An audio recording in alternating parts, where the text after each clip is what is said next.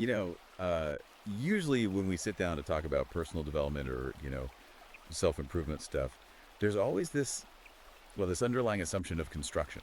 Right, like building something. Exactly. It's like architecture. You find a little crack in your foundation, you bring in some emotional scaffolding, right? You patch the drywall, and you slowly, gently build a better version of yourself.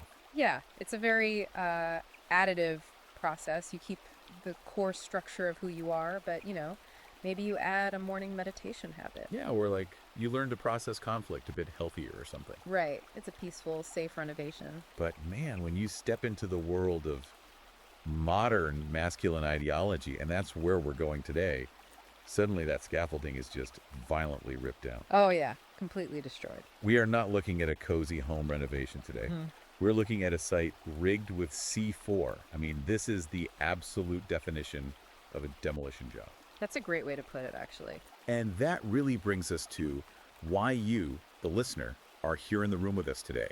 We know you've been asking for this. You've been wanting to understand the real history of our modern institutions. Specifically, the argument that these institutions have been captured. Right, exactly. The idea that everything from dating to marriage to corporate HR has been fundamentally captured by feminist and Marxist ideologies over the last few decades. Which is a huge topic in the spaces you guys follow. It is. You want to see the blueprint of how that shift allegedly happened. And more importantly, you want to see how certain very aggressive movements are responding to it right now. And today, we are going to look at what might be the most unapologetic, aggressive response on the market. Yeah, today's deep dive is an exclusive, ultra-long, incredibly detailed review of this incendiary new ebook. It's called From Nice Guy to Alpha Male, A Guide to Inner Transformation and Personal Growth. And that's by Conrad Riker. Yes, Conrad Riker. And look, Riker explicitly frames this not as your typical self-help guide, but as a survival and, well, a demolition manual for modern masculinity. He claims it's a step-by-step blueprint for reclaiming male sovereignty in a system that he believes is entirely rigged against men from birth. So before we strike the match and map out the blast radius of Riker's whole philosophy, we have a couple quick requests for you. First, make sure you like and subscribe to our show right now. Takes 2 seconds, really helps us out. Absolutely. Second, if you want to follow along with the raw source material, you really need to go buy the ebook right now. You can get it on Amazon Kindle or Google Play Books. Highly recommend having it in front of you. For sure. And finally, you can follow the author's ongoing real-time work by checking out at Conrad and Riker on Substack. But before we actually dig into the text, we have to establish the parameters of this conversation. Yes, very important. We must explicitly state right up front that this book contains highly politically charged content. Very charged. It dives aggressively into intense views on gender dynamics, it dissects left-wing and right-wing ideological frameworks, and it takes a fundamentally adversarial stance against feminism. Right. So we need to make it absolutely clear to you listening right now that we are not taking any sides here. None at all. We are not endorsing the viewpoints of Conrad Riker, nor are we condemning them, frankly. Our role today is strictly as impartial reporters and expert guides. That's it. Right. Our goal is just to convey, analyze, and kind of stress test the ideas, the historical analogies, and all the data contained in this all-source material. We want to help you understand his framework, how he constructs his arguments, and why this methodology is resonating with such a massive audience right now. Exactly. We are mapping the territory. We're not telling you to move there. So let's look at where Riker plants his first charge. And it's not where you'd think. No. He doesn't start with the modern dating zine or family courts, which is where I honestly expected a book like this to begin. He goes straight for the foundational concrete of childhood. Yeah, he starts with what he calls the mother wound and this whole fatherless epidemic. Which I guess makes sense if you're going to argue that adult men are trapped in a cycle of weakness. You have to figure out where that original programming was written. Right, and Riker's argument is that modern male psychology is derailed almost immediately in early childhood. And he blames this on a massive historical shift in female social leverage. And he traces this back to a really specific, honestly fascinating historical anchor. He points out that the term mama's boy first appeared in print in the year 1890. Yeah, 1890. And he uses that specific year because it is the exact year women in Wyoming were granted the right to vote. Wait, really? The exact same year? The exact same year. And he isn't just bringing this up as like a fun piece of trivia. He's arguing for a direct mechanical correlation here. Okay, break that down for me. How does he connect those two? Well, his premise is that when women begin to gain macro societal and political leverage, like voting, it inevitably trickles down into micro domestic leverage. Oh, I see. He draws a straight line from early feminism to a shift in household dynamics, which he says results in boys being conditioned into what he calls emotional pack mules. Emotional path deals. Mm. Wow. And I found the data he uses to back this up really striking. He cites this study from the Journal of Male Psychology. Oh, the abandonment step. Yeah. It states that 68% of men raised by overbearing mothers develop this profound, almost paralyzing fear of abandonment. It's a huge number. But it goes further than just internal anxiety, right? He claims these men actually fake their career ambitions. Yeah. That they intentionally play small just to keep the women in their lives emotionally comfortable. Right, and he gives this wildly specific anecdote to illustrate it. The guy named John. Yes, John, the 32-year-old project manager, he's like the perfect avatar for Riker's mother wound. Basically, yeah. So John literally sabotages his own promotion. He's in this interview process going up against a female coworker. And during the process, she tears up about how much she needs the job. And John just folds. He folds completely. He throws the interview so she can have the corner office. When I read that, it honestly reminded me of a rescue dog flinching at a raised hand. Yeah, it's portrayed as an ingrained trauma response. John isn't making a rational career choice. He's flinching to avoid the displeasure of a female figure. But I have to ask, I mean, is this really evidence of some grand ideological capture of our institutions? Or is this just modern psychology rebranding old dysfunctional family enmeshment? Well, sure, overbearing mothers existed long before 1890. Exactly. But Riker anticipates that counterargument. To him, the micro represents the macro. The individual flinch of John the project manager is a symptom of a societal conditioning that rewards male capitulation. Okay. And to prove his point, he contrasts John with his historical ideal, which is the Spartans. Oh, the Spartans, of course. Right. He points out that the Spartans systematically took boys away from their mothers at age 7 for the igoj, which was their brutal military education program. To forge warriors. But look at how they forged them.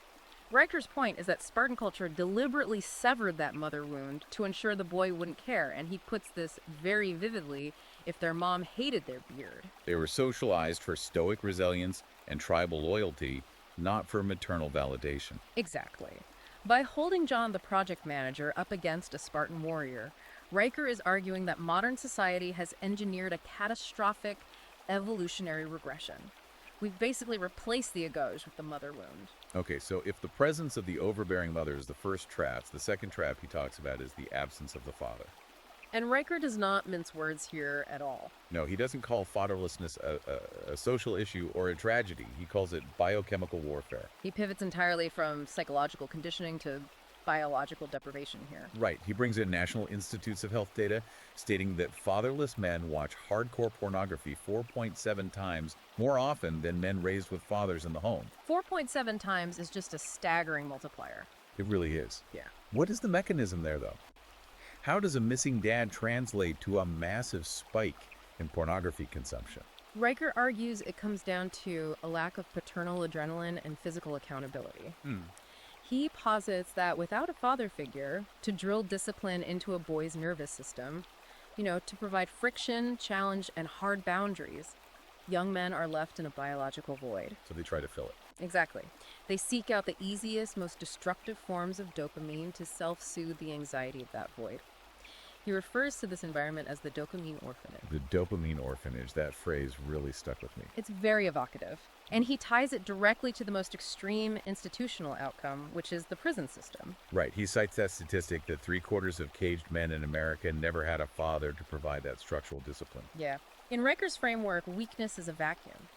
If a father doesn't fill that vacuum with iron and accountability, the state will eventually fill it with a concrete cage. Or tech companies will fill it with pixelated dopamine. Exactly. To drive this home, he leans heavily into these extreme historical benchmarks. Like he brings up Teddy Roosevelt, who wrote 35 books, explored the Amazon, and essentially conquered continents. And Roman fathers. Right, Roman fathers who possessed the legal right to disinherit their sons by age 14 if the boy couldn't competently swing a gladius sword. Yeah, pretty intense. But wait, I have to challenge the utility of this comparison a bit. How does Riker seriously connect the expectations of a Roman patrician to a modern 22-year-old kid scrolling TikTok in his childhood bedroom. I know, it feels like comparing a modern commuter car to a Formula One jet. Exactly. But he makes the comparison precisely because it is shocking. Riker connects them by analyzing the demands placed on the male organism. Okay, explain that. Well, the Roman father demanded physical competence and martial readiness for survival. The Victorian father demanded relentless intellectual and physical output, like Roosevelt. And today, Today's society, according to Riker, demands absolutely nothing but docility. We allow the modern man to languish in a digital Skinner box because society prefers him harmless. The historical examples are meant to jar the reader, to show how far the baseline expectation for masculinity has plummeted.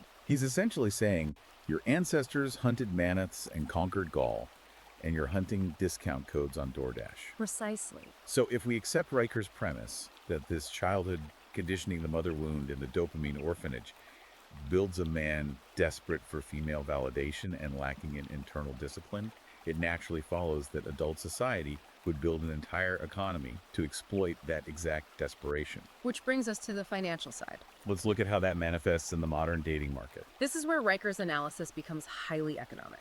He introduces a concept that is foundational to his worldview, and he calls it the covert contract. The covert contract. He defines these as silent, completely unwritten deals where men drastically overpay for affection. When I was reading this section, it reminded me of a guy putting coins into a broken vending machine. He puts the money in, he presses the button, and when the soda doesn't fall out, he doesn't walk away. Right, he just keeps shoving money in. He just keeps frantically shoving more dollar bills into the slot, getting angrier and more desperate, convinced that eventually the machine has to dispense the prize. That broken vending machine analogy is spot on. You're throwing resources at a woman, dinners, gifts, endless digital attention, with the unspoken expectation that she will eventually reciprocate with loyalty or intimacy. And the data Riker provides on this behavior is devastating. He claims these covert contracts backfire 92% of the time. It is essentially an emotional Ponzi scheme. But the man doesn't realize he isn't an investor. He is the mark buying a worthless product. The macro scale of this is what truly blew my mind. He cites Forbes 2023 data. What does that tell us about the sheer volume of resources being burned here? Well, the Forbes data suggests that men are hemorrhaging $1.2 trillion annually on dating apps, jewelry, and gifts for women who essentially offer nothing in return. Wait, 1.2 trillion. With a T. Trillion with a T. It is one of the largest unrecognized wealth transfers in the world, fueled entirely by the psychological need for validation that was instilled during that fatherless, mother-dominated childhood. $1.2 trillion. That is the GDP of a medium-sized nation just being funneled into a black hole of unreciprocated attention. Yeah, and he backs this up with a Federal Reserve statistic that feels almost dystopian. Oh, the luxury purchase one. Right. 63% of luxury purchases made by men are gifts for women they have never even met in person. That is just, wow. Men are financing the luxury lifestyles of digital ghosts. Exactly. And Riker attributes this to a phenomenon he coined symposmosis. Okay, we definitely need to break down symposmosis. It sounds like an internet meme, but he uses it to describe a very specific biological and economic mechanism. Yeah, so Riker's theory of symposmosis argues that every single unreciprocated financial transaction equals a literal biological leakage of testosterone and masculine energy. So like every time a man sends a Venmo payment to a woman who is indifferent to him. Or every time he buys a subscription to look at someone online, yes. In Riker's framework, money is stored energy. The more you pay for indifference, the more your internal sovereignty diffuses into the ether. And he points to the brutal biological math of platforms like OnlyFans, right? Where the top 1% of creators pocket 33% of the platform's total revenue. Right. Millions of men are subsidizing a tiny fraction of women, massively inflating those women's perceived market value while simultaneously bankrupting their own financial and biological reserves. It's reverse alchemy. Instead of turning lead into gold, modern men are taking their hard-earned labor, their sweat, their paychecks, and turning it into parasocial dust. Yep. They get absolutely nothing back but a fleeting dopamine hit. So how does a man stop the bleeding? What is Riker's tactical solution here? The immediate intervention is what he calls the provider detox. Okay, how does that work? For 30 days, the man is strictly forbidden from spending a single dollar on anyone but himself. No dinner dates, no online subscriptions, no buying drinks at the bar. Wow, just a total freeze. Right. Riker asserts that this detox acts as an immediate filtering mechanism. The women seeking free resources will flee like rats from a sinking ship, and the women who remain will actually respect the man's newfound backbone. And once that detox is complete, he advocates for entirely bypassing the covert contract by stating non-negotiables up front. Exactly. Instead of bartering vague compliments in hopes of validation, Riker advises men to state exactly what they want out of an interaction and what they will absolutely not tolerate within the first few conversations. Which feels very aggressive, but he has data for it. He cites a 2022 study from the Journal of Social Psychology showing that men who state their non-negotiables up front actually enjoy 41% longer relationships. Well, because they aren't playing a guessing game. Both parties know the actual terms. Yeah. It reminds me of the anecdote he shares about Pirate Radio Dave, which is simultaneously hilarious and kind of tragic. Oh, Pirate Radio Dave is a legend in Riker's book. So Dave is this guy who gets abruptly dumped for a CrossFit trainer. And as his form of revenge, Dave hacks into his ex-girlfriend's Spotify account and permanently deletes the breakup playlists she meticulously made. Right, and he does this because she was still using the family plan that he was paying for. On the surface, that sounds incredibly petty, but Riker frames it completely differently. He frames Dave's action as the moment a man finally stops a slow leak in a sinking boat. It's the moment Dave cuts off the auto pay that was passively draining his resources for someone who had already abandoned him. And Riker uses a highly provocative term for that auto pay, right? He calls it financial cuckoldry. Man. The provider detox and the act of stating non-negotiables are really about plugging those leaks. It's about taking the capital that was being wasted on digital ghosts and redirecting it into self-investment. Right, into index funds, into physical fitness, or hard, tangible assets. So if the covert contract and simp osmosis represent the informal, dating-level financial traps, Riker argues that modern marriage is the formalized, state-enforced version of that exact same trap. Yes. This moves us from informal economics to legally binding institutions. Specifically, his claim that family courts have been entirely captured by Marxist sociology. And Riker doesn't even refer to it as marriage. He calls the modern institution the marriage plantation. The marriage plantation. Yeah, he views it as a state-enforced legal shakedown, a system designed explicitly to subsidize female hypergamy. Wait, let's pause there for a second. Female hypergamy. That's a term thrown around a lot in these spheres.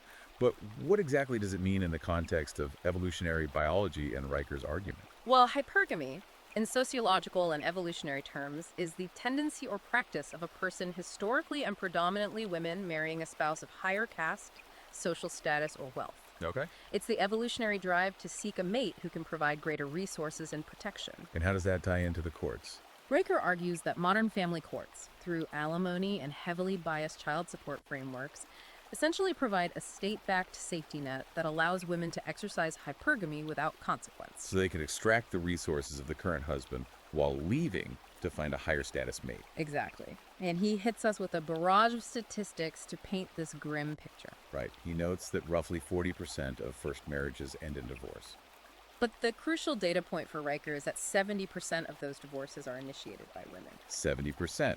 And furthermore, based on CDC 2022 data, 85% of custody cases default to the mothers. To Riker, these aren't just, unfortunate statistics reflecting human incompatibility. They are mathematical proof of systemic institutional bias. He argues that family court judges treat marriage licenses like blank checks for ex-wives to cash at the husband's expense. The story of Mark, the Texas firefighter, is his prime example here. Oh, Mark's story was brutal. So Mark is a traditional guy working 60-hour weeks, breaking his back, pulling people out of burning buildings just to provide for his family. But his marriage deteriorates. Right. And his ex-wife argues in family court that he didn't meet her expectations for emotional labor. And this is the pivot point where Riker connects the personal tragedy to the institutional capture. Riker claims that the very concept of emotional labor isn't a natural human metric, but a weaponized framework. Manufactured by Marxist sociologists in the 1980s. Exactly. He argues it was designed specifically to critique, devalue, and dismantle traditional male roles of physical provision and stoic protection. I read that section multiple times. According to the court records Riker cites, Mark's ex-wife literally accused him of undercooking a sirloin as evidence of his failure to perform emotional labor and maintain the household. Yeah, it's wild. And because the courts operate on this allegedly captured sociological framework, Mark loses custody. He's relegated to every other weekend, and he now pays $2,800 a month in support, while his ex-wife uses those funds to pursue alternative therapies with her new partner. Riker uses Mark as a warning beacon. The game is rigged at the institutional level, and the courts actively penalize traditional male provision. Which leads the reader to the inevitable question, right? If the legal system is a rigged casino where the house always wins, how do you play it? Riker's answer is simple. You don't play their game. You flip the table and play an entirely different one. And this brings us to his concept of jurisdictional warfare or jurisdictional jujitsu. Yes. Riker advises men to completely aggressively opt out of the traditional legal framework of Western marriage. He points to Forbes data revealing that 58% of cryptocurrency millionaires are unmarried males. And he posits that these men aren't just socially awkward tech geeks, they are actively, strategically anti-alimony. They've recognized the systemic risk of the marriage plantation and are restructuring their entire lives to avoid it. The story of Bitcoin Brian is the perfect illustration of this escape hatch. Oh, Brian. So Brian's a guy who successfully hid $2.2 million from his wife's forensic accountant during a vicious divorce. And he didn't do this by, stuffing cash in a mattress or burying gold bars in the backyard. He used Monero and established an Estonian e-residency. Yeah, it's pretty complex. Okay, I need you to translate this for me. Break down what Monero and an e-residency actually are and how they hide money from a U.S. judge. Okay, so Monero is a privacy-focused cryptocurrency. Unlike Bitcoin, where every transaction is visible on a public ledger, Monero uses what are called zero-knowledge proofs and ring signatures. Zero-knowledge proofs. Right. To oversimplify, it scrambles the data so that observers can verify a transaction happened, but they have zero knowledge of who sent it, who received it, or how much was sent. It is mathematically opaque. And the e-residency. An Estonian e-residency is a digital identity issued by the government of Estonia that allows non-citizens to start and run an EU-based company completely online. So he layered these tools together. Precisely. Brian converted his wealth into Monero, making it untraceable, and housed the corporate structure controlling those assets in a digital residency in Tallinn, Estonia. By the time the American family court judge demanded financial disclosures, Brian's assets were legally and cryptographically untouchable by U.S. jurisdiction. He used international legal loopholes and blockchain opacity to perform jurisdictional jujitsu. It is wild to contemplate the extreme lengths Riker advocates here. I mean, moving assets to zero tax havens like the UAE or Singapore, setting up digital residencies in Eastern Europe using zero-knowledge proofs. It's a whole new frontier. It honestly reminds me of the 1920s bootleggers outrunning prohibition agents. Back then, they used souped-up V8 engines in hidden compartments in speedboats to outrun the Coast Guard. That's a really good analogy. Today, the modern bootleggers are tech guys outrunning family court judges using cryptographic math. But I have to ask about the reality of this. Is Riker seriously suggesting every middle-class guy needs an offshore shell company? He is suggesting that the mindset of Bitcoin Brian is mandatory. The mindset. Right. Riker's foundational point is that when an institution like the family court system is fundamentally hostile to your existence and your wealth, displaying loyalty to that system is an act of self-destruction. Okay, I see. The ultimate defense against a biased legal system isn't a better lawyer. It's ensuring the system cannot see, touch, or govern your resources in the first place. All right, so we've diagnosed the internal psychological traps, the mother wound, and the dopamine orphanage. We've diagnosed the external traps, the simp economy, and the marriage plantation. Now we need to look at how Riker proposes a man actually rebuilds himself from the rubble. Right. How do you reclaim sovereignty once you realize the system is rigged? He starts at the absolute bedrock, which is the biological baseline, specifically what he calls the porn trap. Riker argues that if you want to reclaim your sovereignty in the real world, you first have to reclaim your neurochemistry. And he brings heavy academic receipts for this. He does. He details a UCLA experiment where men were instructed to masturbate to pornography for 21 days straight. And the result? Their baseline testosterone dropped by a massive 15%. Riker equates that to biologically aging 15 years and 3 weeks. He calls it slow-motion biological suicide. Because it saps the vital ambition and primal aggression required to build anything difficult in the real world. I mean, why conquer a difficult task when your brain is already flooded with unearned dopamine? Exactly. And he contrasts that UCLA disaster with research from King's College, which showed that just 7 days of complete abstinence spikes a man's confidence markers by 19%. He calls this the zombie to Zeus transformation. Zombie disease. Yeah, he highlights a massive Reddit survey where 41% of men who quit porn reported drastically improved eye contact within just 2 weeks. Eye contact is a big one. Right, and I want to dig into the mechanics of that. Why eye contact specifically? Well, because eye contact is a dominance and confidence signaling mechanism in primates. When a man is drowning in digital guilt, shame, and overstimulated dopamine receptors, his nervous system is essentially in a state of exhaustion and retreat. He avoids eye contact because he feels biologically subordinate. That makes a lot of sense. So when you remove that artificial drain, the dopamine receptors heal, the testosterone rebounds, and the man instinctively asserts his presence in physical space again. Right. He conserves his energy for real-world conquests rather than digital illusions. Once that biological leak is permanently plugged, Riker moves to mental conditioning. He demands that men completely abandon modern talk therapy, swapping it for what he calls stoic sovereignty. He believes modern therapy often just reinforces a victim narrative by endlessly dissecting trauma. Instead, he advocates for the fate journal. The Fate Journal is an exercise in applied stoicism. Yes. Instead of writing about how you feel about your past, you write down 3 specific hardships you are going to intentionally court the next day. Right. It could be taking a freezing cold plunge at dawn or doing a yoke carry with heavy kettlebells instead of using a shopping cart at the grocery store. It's about voluntarily, aggressively embracing discomfort. He pairs this with a concept called chaos conditioning. The example he gives is intentionally answering an unexpected high-stakes phone call from your boss while you are shirtless and in the middle of a set of pull-ups. I laughed out loud when I read that. It sounds completely unhinged at first. But what is the underlying physiological logic there? The logic is the pursuit of anti-fragility. Okay, define anti-fragility for us. That's a Nassim Taleb concept, right? Yes, it is. So, fragile things break under stress. Robust things resist stress and stay the same. Anti-fragile things actually require stress to grow stronger, like a muscle tearing and rebuilding. All right. Chaos conditioning trains your nervous system to be anti-fragile. If you can force your brain to handle a high-stakes professional interaction while your sympathetic nervous system is screaming under intense physical exertion, you are raising your threshold for panic. So the normal day-to-day anxieties of a boardroom or a relationship conflict begin to feel entirely trivial because you have manually inoculated yourself against stress. Exactly. And a huge part of this stoic sovereignty is mastering the most powerful word in the English language, which is no. Riker calls this strategic ruthlessness. We are socially conditioned to be accommodating, to smooth things over.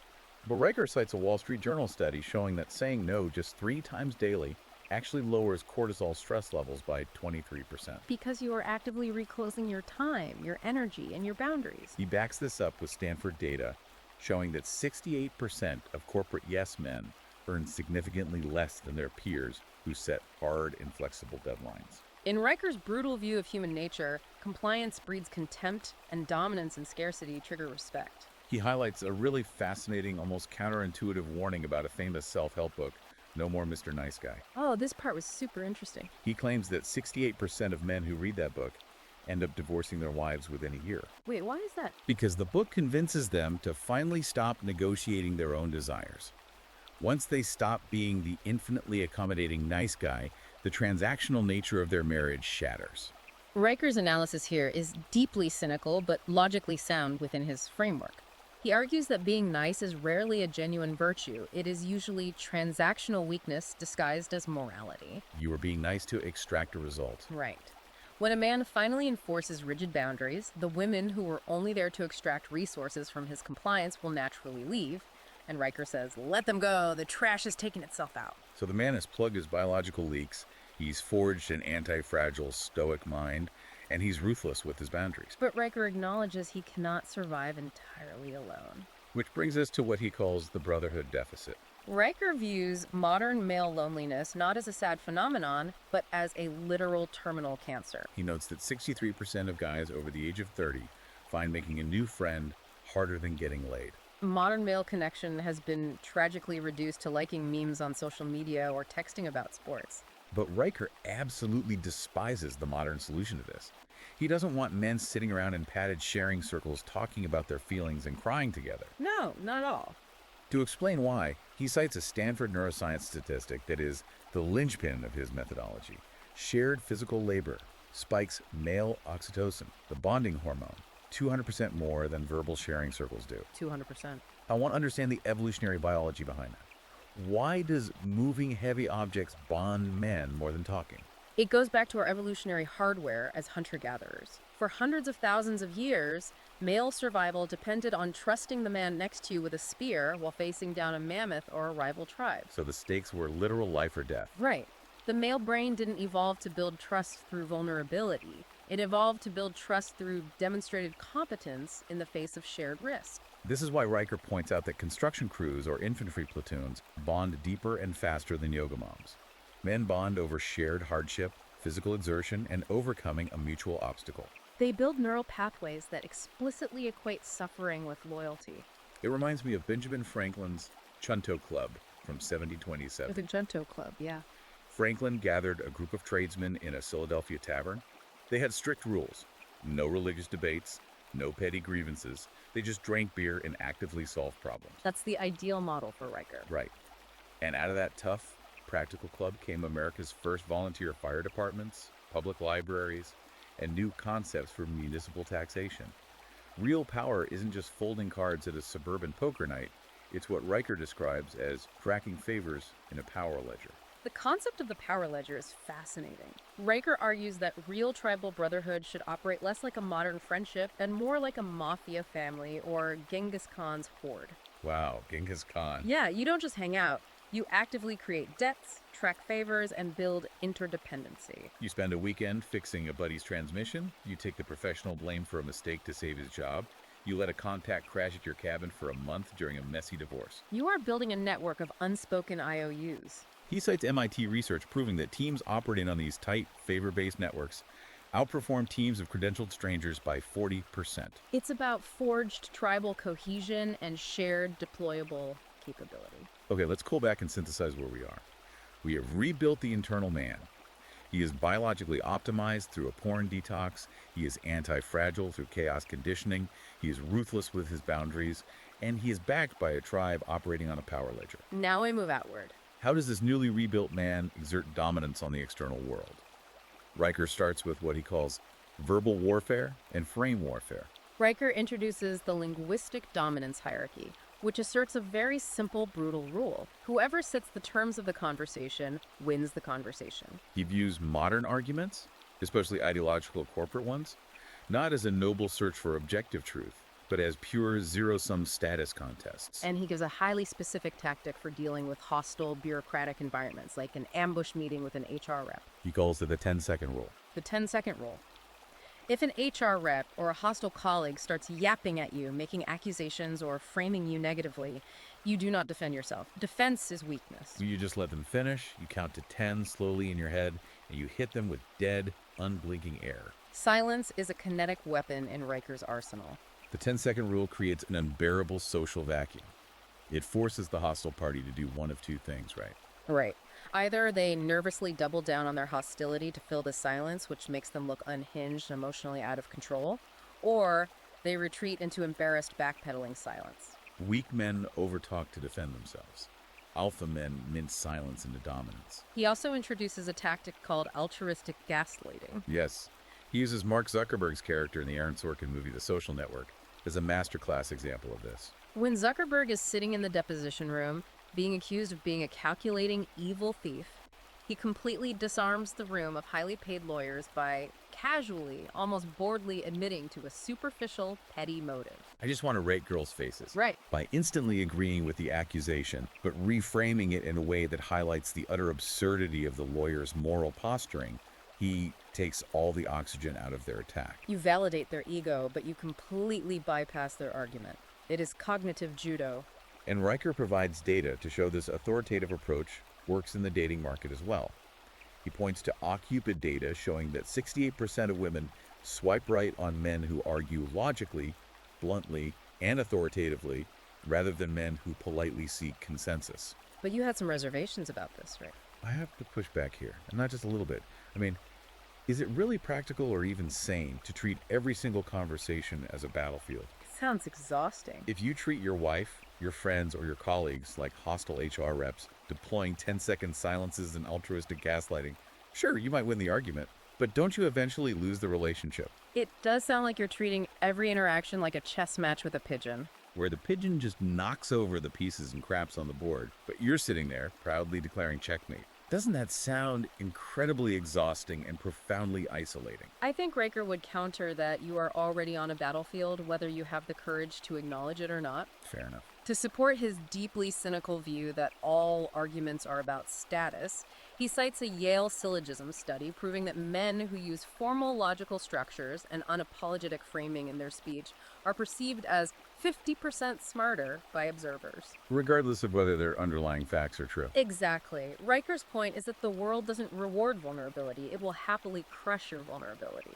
The world rewards perceived competence and an unshakable frame. If you don't aggressively set the terms of your reality, someone else will gladly set them for you. That concept of manipulating perceived value transitions perfectly into how a man projects himself online, which Riker calls digital virility. We live in a world where 92% of hiring managers stalk your LinkedIn profile before they even consider interviewing you, according to a 2023 Career Builder study. And Riker's advice for navigating this digital landscape is purely Machiavellian. He argues that authenticity is a luxury for losers and profit requires theater. The examples he gives are outrageous, but apparently they work. He cites a study from the Journal of Applied Psychology proving that having a fake doctorate or a highly embellished credential on your profile gets you 71% more consulting offers than actually being a genuine expert with a humble, accurate bio. He illustrates this with the story of Greg, the cybersecurity ninja. Greg was essentially a broke, struggling actor, right? Yeah. He went on Fiverr, spent $200 to buy 100,000 bot followers, and aggressively changed his LinkedIn title to reflect supreme, unquestionable authority in a field he barely understood. Within 6 months, Greg was charging $500 an hour consulting for Fortune 500 companies. Greg didn't actually learn the technical skills of cybersecurity. He hacked the psychological algorithm of human gullibility. Riker uses Greg to prove that social proof is nothing more than a numbers game, and the numbers can be bought. Riker also dives into biological hacks for asserting dominance both digitally and in the real world. It's not just about faking your resume, it's about weaponizing your physical signaling. He points out that simply growing a beard increases a man's perceived dominance by 38% in behavioral studies. And even crazier, deliberately dropping your vocal pitch by 15 hertz can increase your promotion speed in a corporate environment by 32%. Because, as Riker bluntly states, capitalism and mating markets run on the exact same primal algorithm, perceived evolutionary value. Deeper voices and facial hair trigger ancient dominance hierarchies in the primate brain. You are subconsciously signaling capability, testosterone, and a subtle threat of physical force, which the sterile corporate world ironically interprets as leadership material. But Riker doesn't just want you to look dominant, he wants you to actively monetize the cultural chaos of our time. He calls this the outrage arbitrage. Let's define this clearly for the listener. What is an arbitrage in this context? Well, in finance, arbitrage is the simultaneous buying and selling of an asset in different markets to exploit tiny differences in price. You are profiting off the inefficiency of the system. And Riker's outrage arbitrage is the social equivalent. It is the mechanics of exploiting modern influence. He notes that Stanford researchers found Twitter accounts featuring explicitly anti-woke or highly polarized bios gained 22% more followers daily than neutral accounts. In the modern attention economy, anger is the algorithm's absolute favorite flavor. He uses Alex Jones as the ultimate, albeit extreme, example of this arbitrage. After the Sandy Hook lawsuits utterly bankrupted him and stripped him of traditional platforms, Jones didn't apologize, retreat, or disappear. He leaned harder into the moral panic and managed to sell $2.8 million worth of survival buckets and iodine pills to his followers. Riker explicitly states he isn't saying you have to agree with Alex Jones's politics or his actions. He's pointing out the cold, hard mechanics of the grift. Polarization pays incredibly well. If you want influence, you don't whisper politely in chapels, you scream directly into the algorithm. You monetize the outrage of the crowd. It's a very dark, deeply pragmatic view of modern communication. Riker believes that if you aren't actively exploiting the algorithm, you are the product, and the algorithm is exploiting you.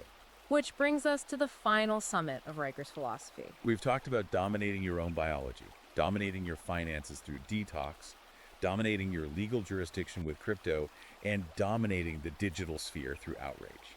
But the final evolution of the alpha male isn't about the present moment at all. It's about conquering the future. Riker calls it immortality engineering. Yes. For Riker, the ultimate goal of the fully realized alpha male is legacy. The accumulation of Monero, muscle mass, and digital followers is ultimately hollow and meaningless if it dies the day you have a heart attack. He views mentorship as the highest possible form of power. He calls it intellectual compound interest. He cites a 2021 Wall Street Journal statistic showing that 78% of Fortune 500 CEOs had dedicated mentors.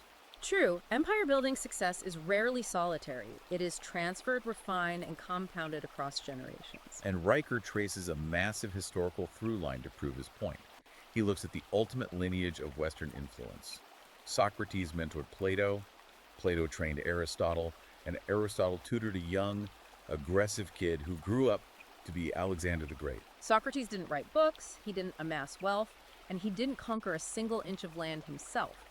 But he infected the minds of the men who literally built the Western world. He minted kings. That is what Riker means by immortality engineering. He argues that men today have completely outsourced their legacy to Silicon Valley dopamine cartels. Every single hour spent leveling up a character in a video game or arguing with strangers on Twitter is an hour you aren't planting seeds in the mind of the next generation. It is wasted time. He gives this brutal, visceral challenge to the reader at the end of the book. He says, write your obituary tonight. If your legacy essentially reads, he really nailed that Elden Ring speedrun, or he had a massive, pristine collection of Funko Pops, then you have failed the most basic evolutionary mandate. You've left no shadow on the earth. Riker's concluding point is that true sovereignty isn't just about escaping the matrix through jurisdictional jujitsu. It's about building a new matrix that outlasts your own physical life. You master your skills, you build real-world empires, and you let your mentees turn your accumulated wisdom into their war chest. So what does this all mean for us? We've walked through Riker's entire demolition manual. We've seen how he proposes tearing down the mother wound and replacing it with stoic isolation and cryptographic wealth. And it leaves me with a final provocative thought for you, the listener, to really mull over. Riker advocates for total, uncompromising self-reliance. He demands stoic detachment from a system he views as deeply hostile and explicitly designed to extract resources from men. He teaches you how to build a fortress, utilizing jurisdictional warfare, emotional ruthlessness, and financial opacity. But if every man actually follows this blueprint... Right. If every man builds an impenetrable, solitary fortress of strategic ruthlessness and refuses to engage in the vulnerability of traditional society, do we actually build the grand empires and civilizations that Riker praises? Or do we just create a society of well-funded, heavily armed, completely isolated islands?